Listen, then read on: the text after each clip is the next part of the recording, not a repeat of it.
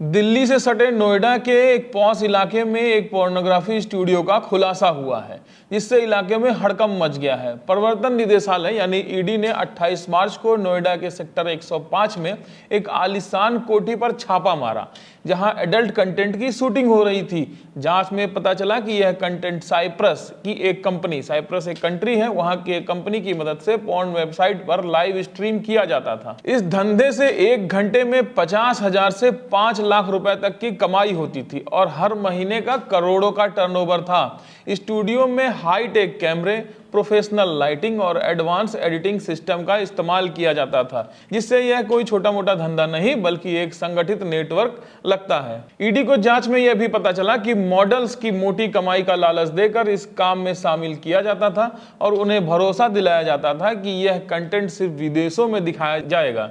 इस नेटवर्क की funding Cyprus की एक कंपनी के जरिए हो रही थी, जिससे विदेशी मुद्रा का लेन देन किया जा रहा था। फिलहाल ईडी इस पूरे मामले की गहराई से जांच कर रही है। ईडी की छापेमारी के दौरान जिस कोठी में ये गोरख धंधा चल रहा था, वहां एक हाईटेक स्टूडियो मिला, जिन्हें बेहद प्रोफेशनल तरीके से तैयार किया गया था। इस स्टूडियो में multi cam setup, professional lighting, editing tools और लाइव स्ट्रीमिंग के लिए जरूरी तमाम तकनीकी सुविधाएं मौजूद थी, जिससे अश्लील कंटेंट की उच्च गुणवत्ता वाला उत्पादन और प्रसारण किया जा सके। इस पूरे ऑपरेशन को एक कपल चला रहा था, जिसने यह आलीशान कोठी किराए पर ली थी और इसे पोर्नोग्राफी कंटेंट शूट करने के लिए इस्तेमाल कर रहा था। जांच में सामने आया है कि मॉडल्स को रात के अंधेरे में ब्लैक फिल्म लगी गाड़ियों के जरिए इस कोठी तक लाया जाता था, ताकि किसी को इस गुप्त गतिविधि की भनक न लगे और पड़ोसियों को कोई शक न हो। इस पूरी योजना को बड़े ही चतुराई से छिपाने के लिए सोशल मीडिया पर इसे एक वैध बिजनेस की तरह प्रचारित किया गया था,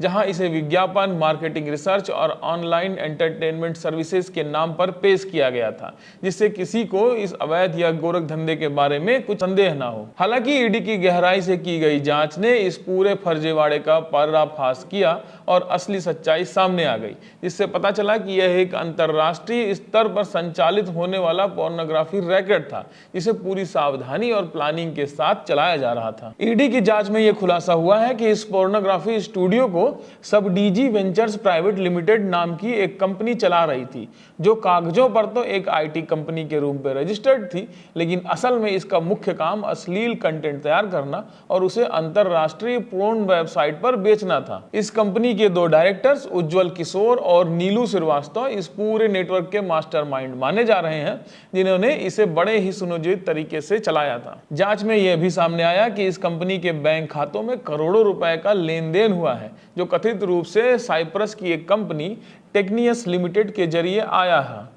यह पैसा आधिकारिक दस्तावेजों में सोशल मीडिया विज्ञापन, मार्केटिंग रिसर्च और अन्य वैध कार्यों के रूप में दिखाए गए थे, लेकिन असलियत में यह पूरा फंड पोर्नोग्राफी कंटेंट की बिक्री से आया था। ईडी की छापेमारी में मिले दस्तावेजों और बैंक स्टेटमेंट ने इस पूरे गोरख धंधे की पोल खोल दी, जिससे यह साफ हो गया कि यह एक बड़े स्तर पर चलने वाला अवैध कारोबार था, जिसमें विदेशों की मोटी रकम आ रही थी। वहीं जांच के दौरान यह सामने आया कि एक बैंक अकाउंट में 15.6 करोड़ रुपए जमा थे, जबकि नीदरलैंड स्थित एक खाते में 7 करोड़ रुपए ट्रांसफर किए गए थे।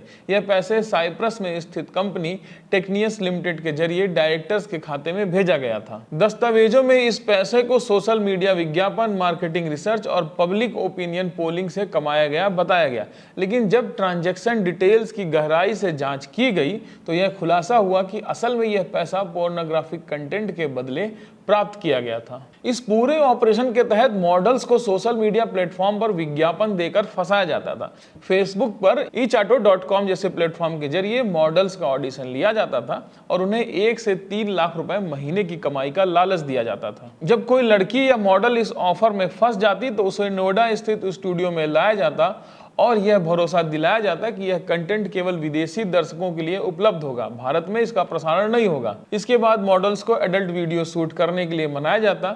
ईडी की छापेमारी में पकड़ी गई 3 मॉडल्स ने अपने बयान दर्ज कराए हैं, जिसमें उन्होंने बताया कि कैसे उन्हें इस गोरख धंधे में धकेला गया है। अब आइए ये भी जानते हैं कि इस गोरख धंधे में कमाई कैसे होती थी। इस पोर्नोग्राफी रैकेट की कमाई पूरी तरह से ऑनलाइन पेमेंट सिस्टम और डिजिटल टोकन्स के माध्यम से होती थी। मॉडल्स को उनके परफॉर्मेंस परफॉर्मेंस के आधार पर विभिन्न कैटेगरी में भुगतान किया जाता था। ये कैटेगरी कैसे थी आइए समझते हैं, और कितना भुगतान होता था ये भी समझते हैं। फ्री स्ट्रीमिंग की जाती थी, शुरुआती 15 से 30 सेकंड का वीडियो फ्री में दिखाया जाता था। जनरल वीडियो चैट प्रति मिनट 8 टोकन, एक टोकन का कीमत 12 रुपए था। प्राइवेट वीडियो चैट की कीमत क्या दी जाती थी, प्रति मिनट 20 टोकन दिया जाता था।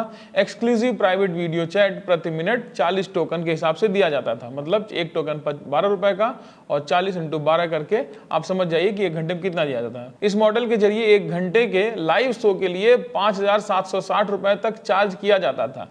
लाखों लोग यह कंटेंट लाइव देखते थे, जिसमें एक घंटे में 50,000 से 5 लाख रुपए तक की कमाई होती थी। इस धंधे से होने वाली कमाई का 60 से 70% हिस्सा कंटेंट क्रिएटर को दिया जाता था, जबकि शेष पैसा पॉर्न वेबसाइट और अन्य ऑनलाइन प्लेटफॉर्म्स के पास चला जाता था। डायरेक्टर कपल अपने अकाउंट से सीधे कंटेंट अपलोड नहीं करते थे, इसके बजाय वे साइप्रस और अन्य देशों में स्थित डिजिटल प्लेटफॉर्म्स का इस्तेमाल करते थे और वहां से अपनी आईटी कंपनी के नाम पर पेमेंट ट्रांसफर कराते थे। ईडी की जांच में यह भी सामने आया कि नीदरलैंड के बैंक अकाउंट से इंटरनेशनल डेबिट कार्ड के जरिए भारत में कैश निकाला जाता था, यानी कि पूरा नेटवर्क इंटरनेशनल लेवल पर काम कर रहा था, जिसमें भारत के साथ साथ साइप्रस, नीदरलैंड और रूस के भी लिंक मिले हुए हैं। नोएडा सेक्टर 105 में स्थित यह कोठी बेहद पॉश इलाके में है और इसके आसपास कई महत्वपूर्ण सरकारी कार्यालय भी हैं, जिनमें पुलिस कमिश्नर का ऑफिस भी शामिल है। इसके बावजूद इस जगह पर इतना बड़ा पोर्नोग्राफी रैकेट संचालित हो रहा था। स्थानीय निवासियों ने बताया कि कोठी में रात के समय गाड़ियों की आवाजाही होती थी, लेकिन किसी को अंदाजा नहीं था कि इसके अंदर क्या चल रहा है। पिछले 5 वर्षों से इस कोठी में रहने वालों का कोई रिकॉर्ड नहीं था। सिक्योरिटी गार्ड्स ने भी बताया कि वहां आने वाली गाड़ियों का कोई सख्त जांच नहीं होती थी, केवल टैक्सियों के नंबर नोट किए जाते थे। इस लापरवाही की वजह से यह अवैध धंधा इतने लंबे समय तक चलता रहा। ईडी इस मामले की गहराई से जांच कर रही है और डायरेक्टर से पूछताछ जारी है। अब तक आरोपियों के नाम आधिकारिक रूप से घोषित नहीं किए गए हैं, लेकिन सब डीजी वेंचर्स प्राइवेट लिमिटेड के दस्तावेजों में उज्जवल किशोर और नीलू श्रीवास्तव का नाम सामने आया है। यह पूरा मामला एक बड़े अंतरराष्ट्रीय पोर्नोग्राफी नेटवर्क का हिस्सा हो सकता है, जिसकी कड़ियां साइप्रस, नीदरलैंड और रूस से जुड़ी हो सकती हैं। ईडी अब इस नेटवर्क के सभी वित्तीय लेन देन की गहराई से जांच कर रही है, ताकि इसके पीछे छिपे बड़े मास्टरमाइंड का पर्दाफाश किया जा सके। नोएडा में पोर्नोग्राफी से जुड़े इस मामले ने देश भर में हड़कंप मचा दिया है। यह केस यह भी दिखाता है कि किस तरह टेक्नोलॉजी और इंटरनेट का दुरुपयोग कर इस तरह के अवैध धंधे चलाए जा रहे हैं। ईडी की यह कार्रवाई इस रैकेट को खत्म करने की दिशा में एक बड़ा कदम है, लेकिन सवाल यह है कि क्या यह पूरी चेन यही खत्म हो जाएगी या फिर इसके और भी बड़े खुलासे होने अभी बाकी हैं। तो इस केस पर यह थी हमारी रिपोर्ट। आपको ये रिपोर्ट कैसी लगी हमें कमेंट बॉक्स में लिखकर जरूर बताइएगा। नमस्कार।